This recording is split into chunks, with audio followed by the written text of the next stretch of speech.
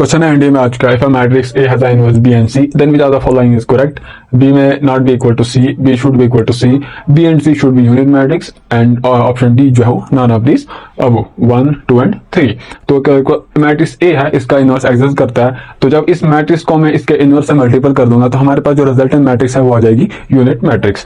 एक इसका इनवर्स एक तो बी है, जब इस मैट्रिक्स को मैं इसके इनवर्स बी इनवर्स से मल्टीपल करूंगा तो वहां से हमारे पास क्या आएगा, ए को जो मैं मल्टीपल कर दूंगा बी मैट्रिक्स से हमारे पास जो रिजल्टेंट मैट्रिक्स आएगी वो किसके बराबर आएगी, आइडेंटिटी मैट्रिक्स। अब आइडेंटिटी मैट्रिक्स आपको पता क्या होता है, जो मैन डायगोनल एलिमेंट जो है वो क्या होते हैं 1 1 होते हैं, उसके अलावा हर एक एलिमेंट जो है 0 होता है। तो ये आ गया हमारे पास इक्वेशन फर्स्ट।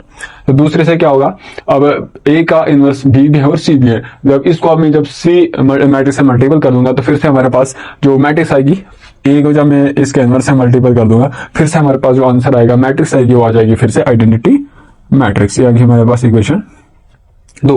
इक्वेशन 1 और इक्वेशन 2 अगर हम देखेंगे, इसका इक्वेशन 1 का आरएचएस और इक्वेशन 2 का आरएचएस दोनों बराबर, अगर आरएचएस बराबर है तो जो एलएचएस है वो बराबर होगा ही होगा। तो जो ए बी है वो किसके बराबर होगा, ए सी के बराबर होगा। यहां से हमारे पास क्या आया, ए बी जो है वो किसके बराबर है, ए सी के बराबर है। अब हम इसको क्या करेंगे, pre multiple by A inverse. क्या करेंगे हम, pre multiply by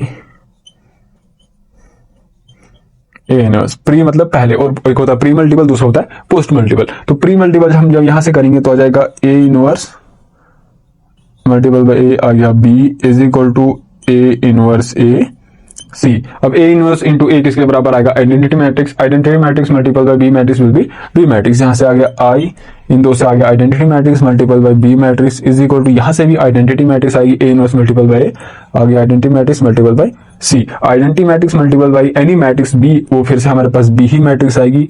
B is equal to identity matrix को जब हम सी मैट्रिक्स से मल्टीपल करेंगे तो हमारे पास जो रिजल्टेंट मैट्रिक्स है वो फिर से सी के बराबर आएगी। तो यहां से हमें क्या मिल गया कि जो बी मैट्रिक्स है वो किसके बराबर आएगी, सी मैट्रिक्स के बराबर। तो यहां पर ऑप्शन ए क्या था कि जो बी है वो सी के बराबर नहीं होगा, तो ये तो नहीं हो सकता है। तो दूसरा क्या है कि जो B should be equal to C. तो यहां से हमने ये प्रूव कर लिया कि जो बी मैट्रिक्स है वो सी के बराबर होनी चाहिए। तो हमारा जो ऑप्शन बी है वो करेक्ट होगा। जो बी मैट्रिक्स और सी मैट्रिक्स है ये इसका इनवर्स है, ये क्या होगा, बराबर होगा। यहां से भी ये दूसरी बात, जो हमारे पास मैट्रिक्स होता है उसका एक यूनिक इनवर्स एग्जिस्ट करता है, तो बी और सी जो है वो फिर बराबर होने चाहिए वहां से भी। तो ये हमारा क्वेश्चन था।